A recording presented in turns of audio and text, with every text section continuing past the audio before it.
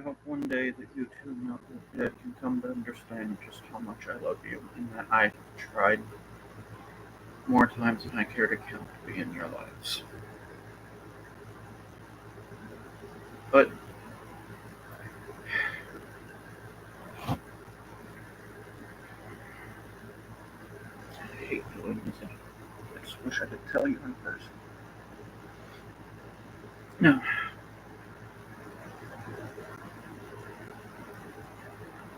a lot of people, well, pretty much everybody differs on what they think love is. It's an emotion, it's a feeling, it's an action, it's this, that, or the other.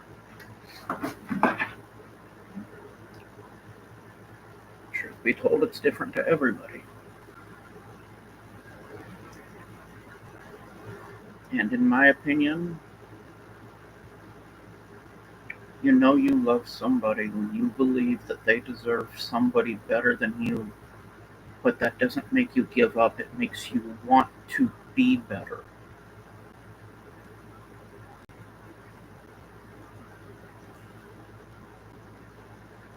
It makes you want to be a better person than who you are.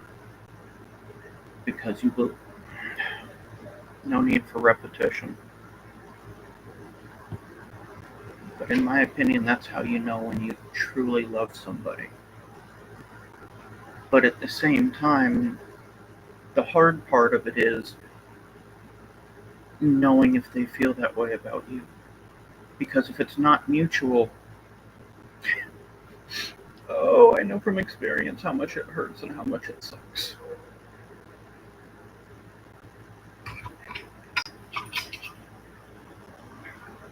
And on that same note, I'm sorry if I did this in another video, but the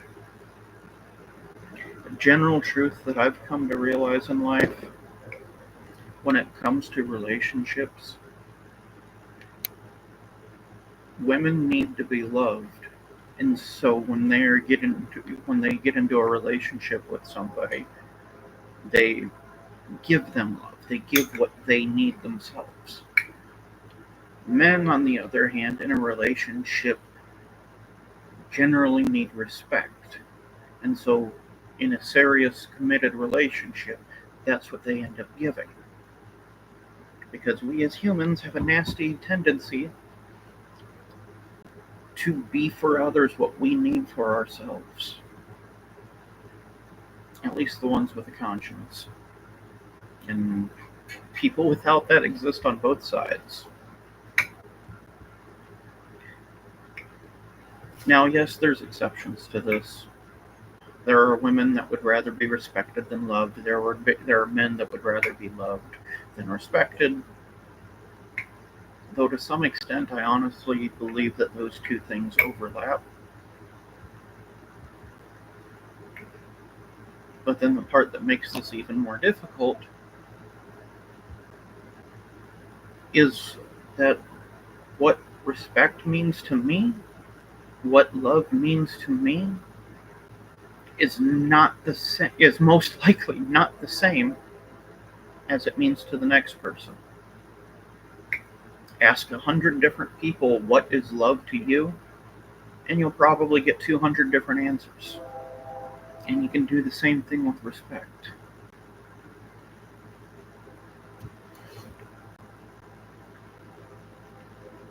I say this all because if you end up in a serious relationship with somebody that you are wanting long term, there comes a point where we have to get out of our head and what we need and actually get into what that other person needs.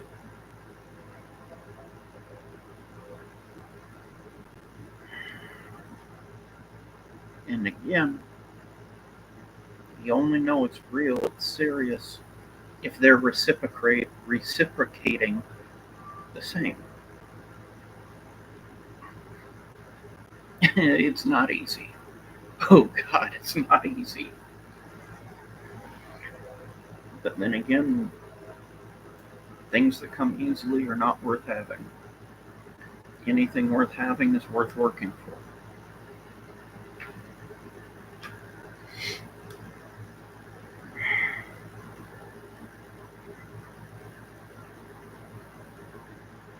I know this may seem a random break, but in my recent life, it's why I connected this.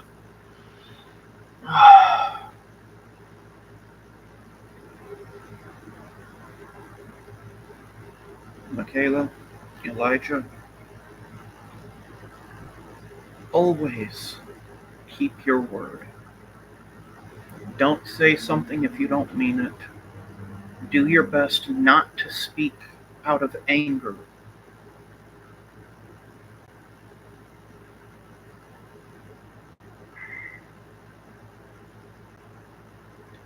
In general, it is much better to be slow to speak and quick to listen because that's how you learn.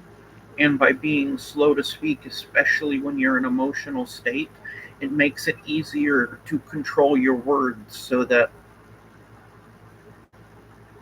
well, the easiest example is anger.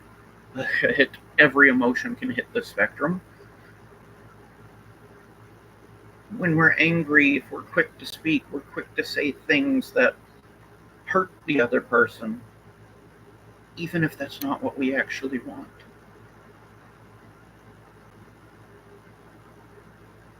I know I was guilty of this in my younger years. Hey, your mother can testify to that, and I have apologized to her repeatedly. And I believe now she finally knows that I really am sorry for what I put her through. I actually thanked her for the hell she put me through in return, and I meant it because two reasons I don't regret my relationship. Well, technically three. The three reasons that I do not regret the time that me and her were together. The first two are obviously the two of you. I could never regret you. I regret how things went. I regret that your grandmother doesn't, has been keeping me out of your lives. But the other reason is because my time with her, everything that we went through, everything she put me through and I put her through, helped me to see the things that I hate about myself. Helped me to see the traits that I got from my mother that I absolutely hate. I was a I was a fucking idiot, a liar, and no, I genuinely mean that. I lied about shit that I didn't need to, and being with her, I was able to see that. Being with her, she helped me to see my anger management problems. And you can't fix a problem until you can recognize it.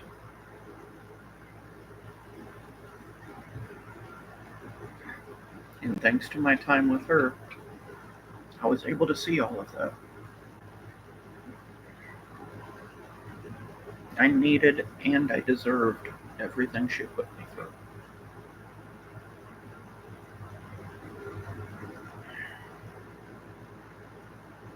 No, sorry, I'm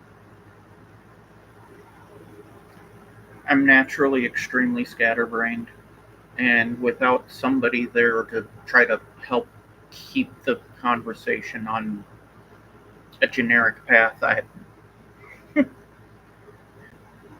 my brain works way too fast for my mouth.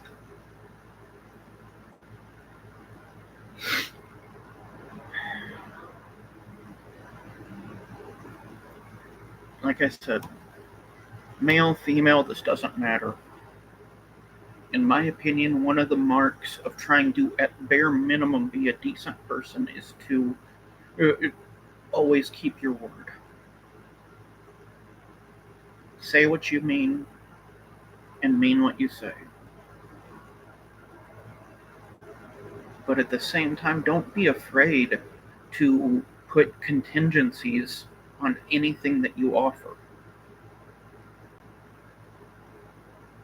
But do be afraid. You should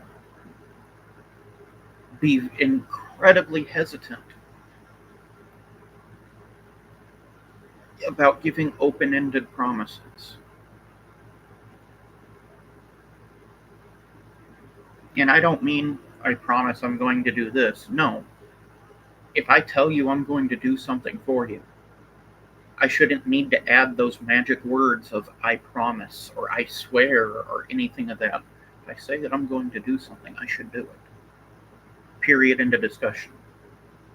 But now, if I say I will do this for you if you do this for me, yes, I know some people look down on things like that. It's incredibly fucking stupid to look down on that. But it doesn't necessarily have to be a tit for tat thing. I will be there for you and support you and do everything I can to help you. I just need you to respect me in return.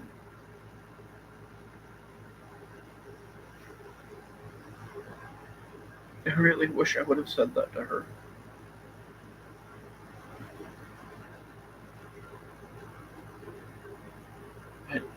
Sorry. The point I'm trying to get at is it doesn't matter what the contingency is. I mean, be fair, be reasonable, obviously, but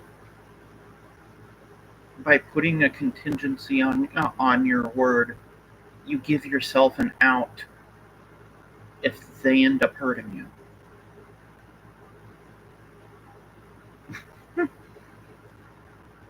Accidentally goes perfectly into the next thing that I wanted to bring up.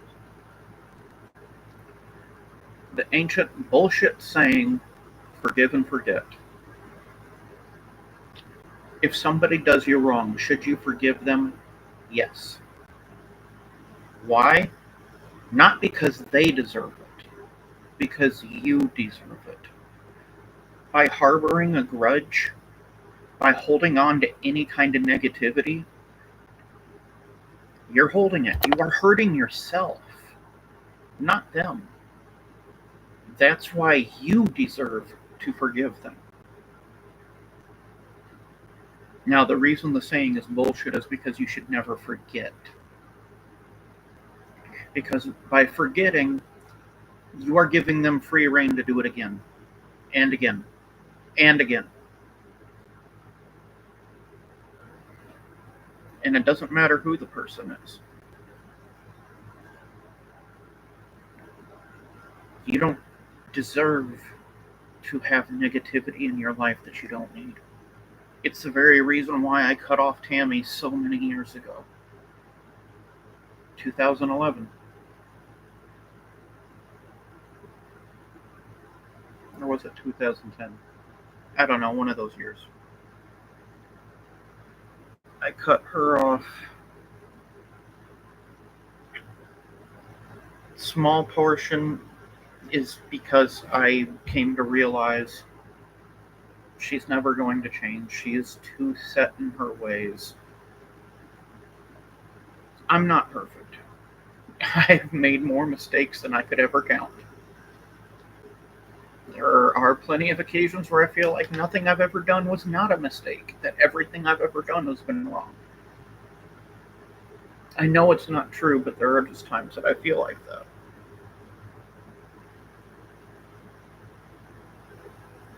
But the main reason that I cut her off, the reason why I told her off, I don't know how many years ago when she tried to contact me on Facebook, I told her that I forgive her for everything she ever did to me, but that I would never forgive her for what she did to the two of you.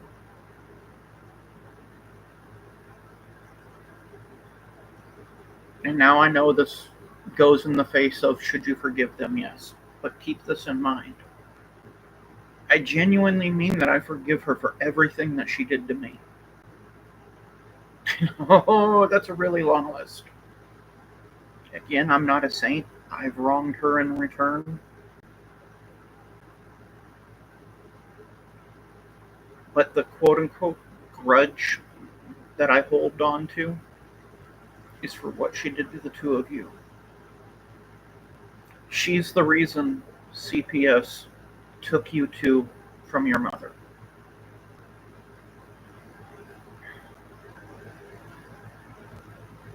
And then, oh, there's so much more to it. I don't want to go down a negative path right now. I really don't. And I'm sorry. Again, scatterbrained.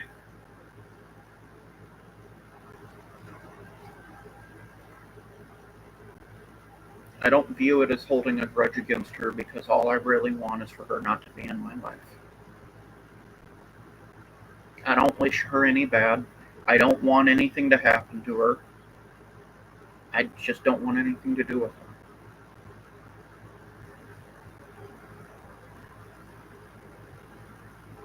Should you forgive somebody that wrongs you? Yes. Because negative emotions are like acid. The longer you hold on to it, the longer it's going to hurt you, the more damage it's going to do to you.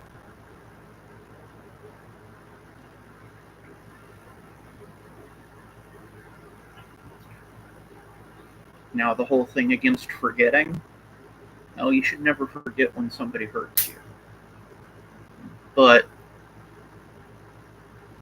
if you are choosing to continue any type of relationship with them, even something as simple as basic friends, if you repeatedly bring that up, you have not forgiven them because you are still holding it over their head.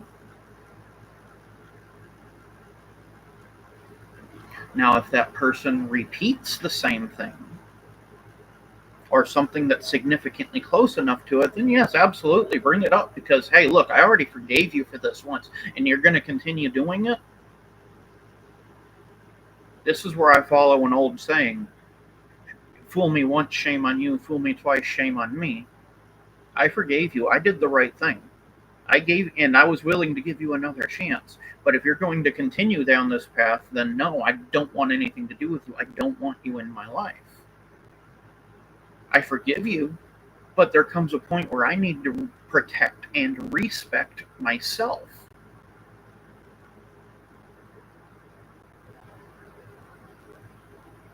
And I stand by that even with a serious relationship. So many people give so many different answers on, well, let's just hit the big one. If your significant other cheats on you,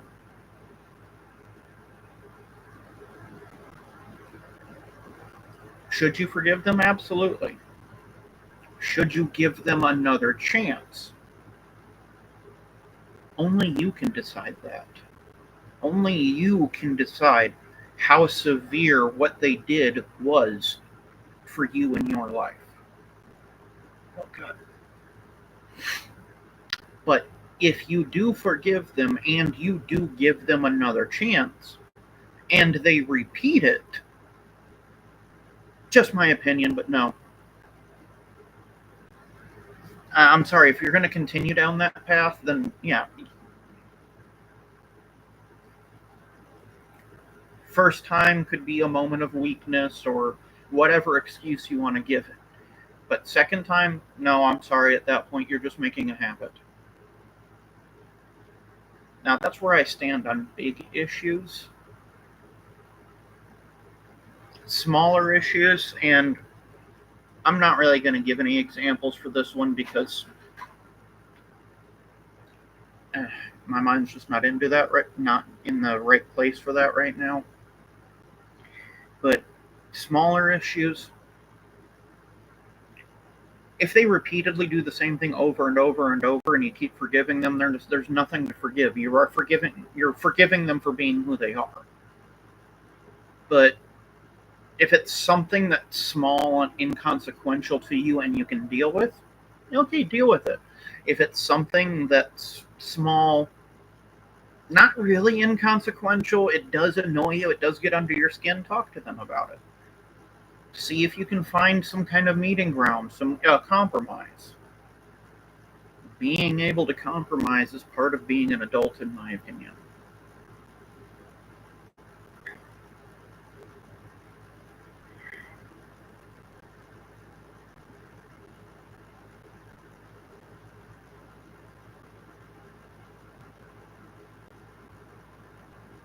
And so, slightly on the vein of multiple notes that I've hit here, there's an old saying that is constantly butchered nowadays. Blood is thicker than water. I'm sorry, but you really got to get the original to understand it. The blood of the covenant is thicker than the water of the womb. A covenant is basically a life-binding agreement between two people. And in olden days, I'm pretty sure you've seen it on some TV shows, cartoons, or movies or something, where they would each cut their hand and then they would do some form of shaking hands. That was a blood covenant. That was them entering into a life-binding agreement of typically basically along the lines of having each other's back, but I'm pretty sure there were thousands of other uses for it. But the reason this means so much more is because what it is saying is the blood of the covenant, an agreement made between two people to have each other's backs, to stand up for each other and protect one another, matters more than the water of the womb. I don't care who the person is. I don't care if they're family or not. If they are a source of negativity in your life and they will not do anything to change it, you have every right to protect yourself. You have every right to be happy. You have every right to be able to go out and, within reason, obviously, I'm not advocating for anything illegal, but you have every right to go out and be able to do the things that make you happy, the things that you should be able to pursue your own idealization of prosperity.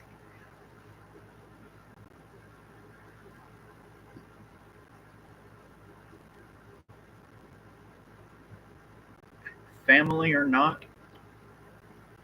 if they are not a good influence in your life, then they're not worth keeping in your life.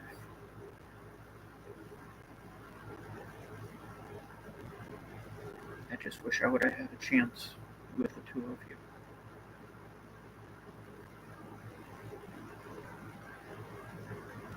you. Okay, I'm sorry. I'm gonna end it here.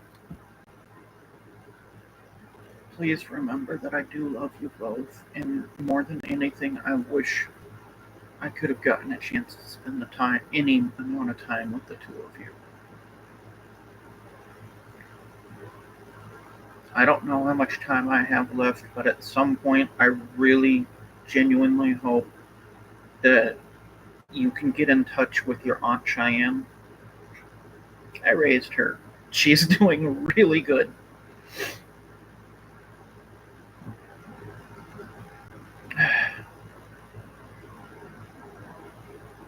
And I hope someday comes around that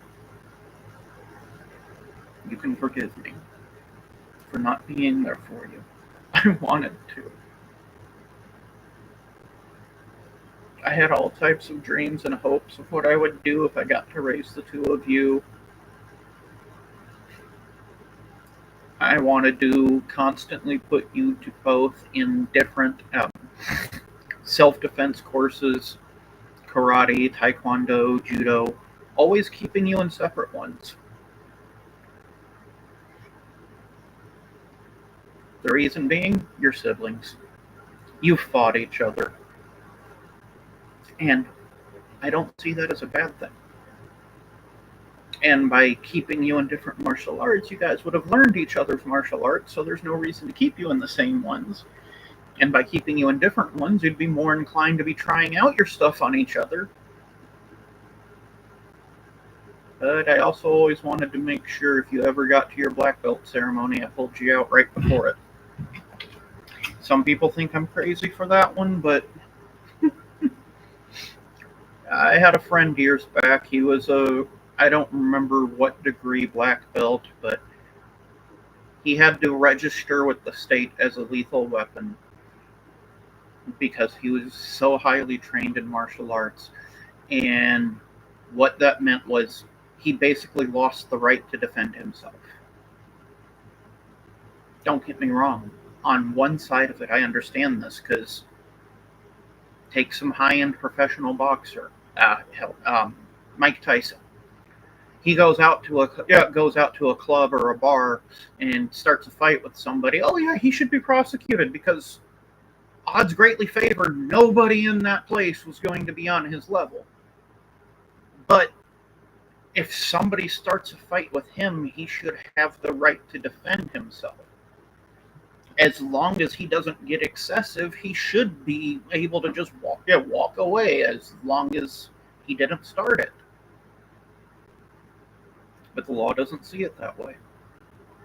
So my intent was to get you right up to that point and pull you out and put you into new martial arts. That way you would have the training and degree of control necessary. Oh fuck, here I am rambling. The idea was to get you that training, but keep you from being forced to not be allowed to protect yourself.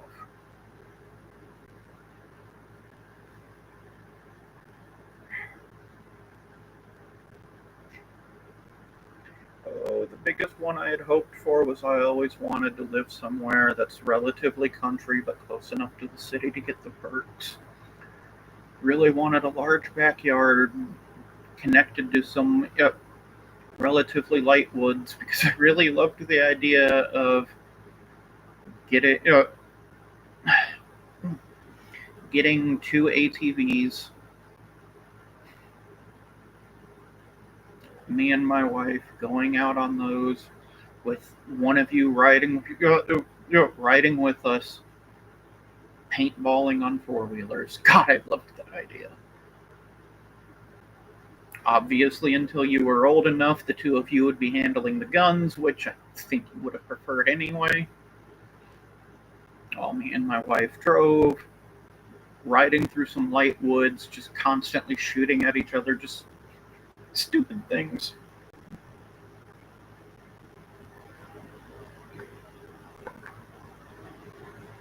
I really am sorry I never got to be in your lives, but I hope one day you realize it was not my choice. Mabel never gave me a choice.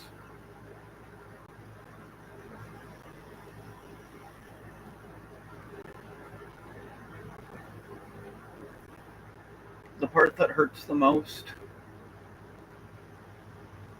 your entire lives, I've had every right to show up to your school, grab you, and walk away. I am your father. My rights have never been touched. I can legally do that. The number one thing that's always stopped me is the fact that I don't want to hurt either of you.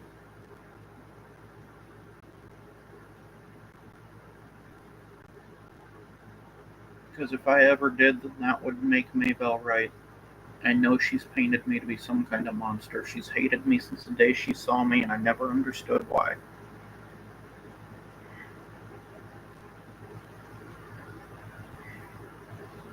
I really am going to end it here. I love you both. And I hope one day you can forgive me and understand that I have tried so hard. I've made so many mistakes, but I have tried.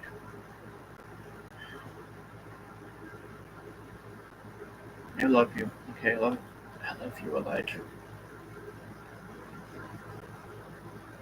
Please remember, always take care of each other. Michaela, you're older, so you should be taking care of Elijah. And Elijah, that's your sister. You should always stand up for her. I love you both.